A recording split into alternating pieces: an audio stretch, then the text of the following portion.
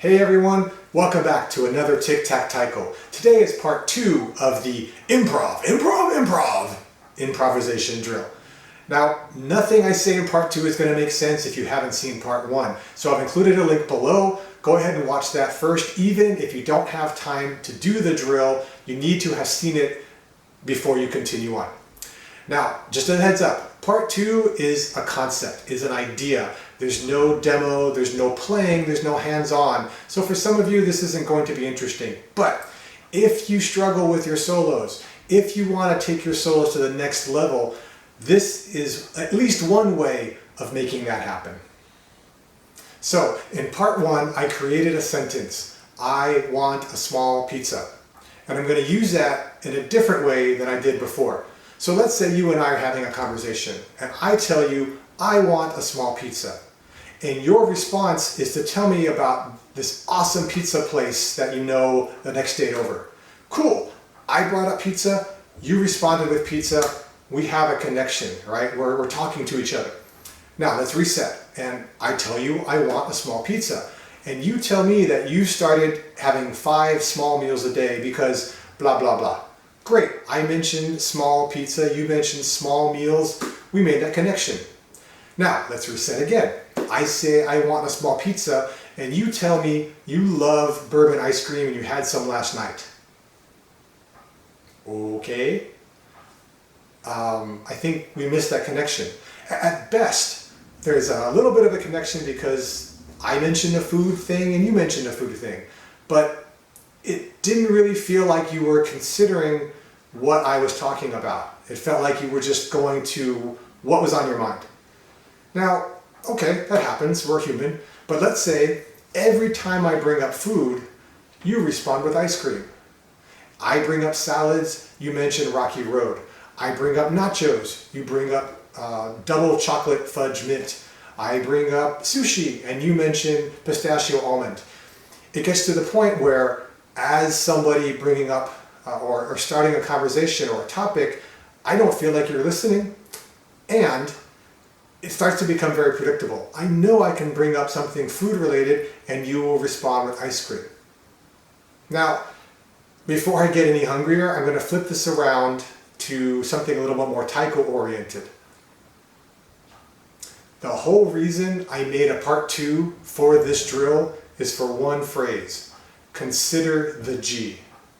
What I mean by that is, let's say you have a song and the G is syncopated, but your solo is not. Now, sidebar, as far as I'm concerned, if your solo is in tempo, you've done good. I have no complaints.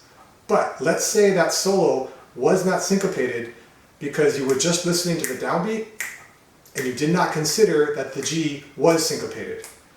Again, this is okay, especially if you're new. When you're new, you're just trying to survive sometimes. But let's assume we've gotten past that. And if you are new, this is for the future. Now, you may have 3 G that have the same back tempo. So you may have 3 solos that are essentially the same solo. But what you're doing here is ice cream, ice cream, ice cream, ice cream.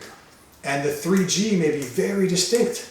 This one's very syncopated, this one's got a lot of ka, this one's got a lot of ma.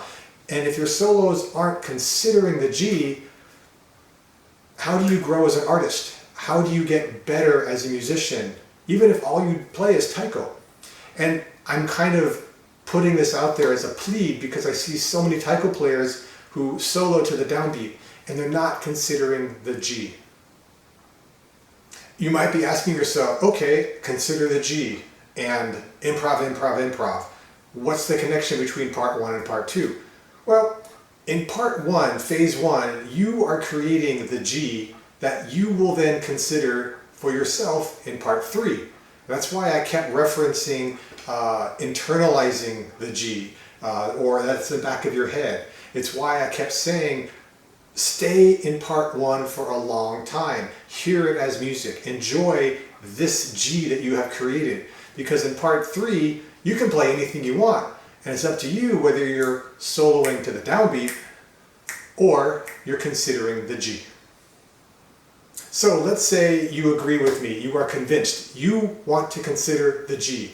Great. Now how do you do it? Well, let's go back to that syncopated G. You may think, I'm not going to play a syncopated solo because it's going to sound really cool when it overlaps. That's a really easy way of considering the G. Maybe you have a G with a lot of ka, and you think, I'm going to play some ka because that considers the G, right? It's not this huge mathematical involved process. Sometimes it's as simple as going, well, the G has that in it, I'm going to put that in my solo.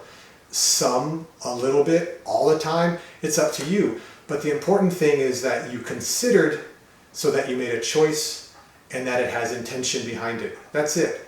Versus ice cream. Now, another way to think of this, consider the G, is also honoring the song. What did the composer have in mind? And if you have the composer to talk to, that's really helpful. But, think of yourself. If you've written a song, how would you like people to solo it? And maybe it's very explicit in the instructions. Hey, you do whatever you want. Or hey, you have to do this kind of cue or this kind of motion. And then you have something to go on. But sometimes it's nice to at least feel like you're doing an honor to the song that you're playing in. And sometimes you will consider a G and have no idea what to do, so you might pick the comfortable option. But you've considered the G, and that's the point. It's not what you play, it's why you played it. That's the entire point of this part 2. And sometimes you're going to get a G that's dongo. Dongo, dongo, dongo, dongo. There's not a lot to consider. You've got 2 notes out of 3 beats. So if you want to, you take a step back and you consider the song. What patterns are in the song? How do you reference the song? How does the music of the song inspire you? I mean, this is all mental exercise, but the more you think about it, the easier it gets, the better you get as an artist, as a musician. That's my hope. That's the whole reason this channel exists. I want to make every single one of you a better taiko player. Hey, if you learned something new, if you considered something different, if I've planted a seed that you're going to process, let me know. Hit the thumbs up button. If you want to leave a comment, whether you like the video or not, let me know in the comment section below. And of course, hitting the subscribe button makes you an awesome person. So until next time, keep practicing and be well.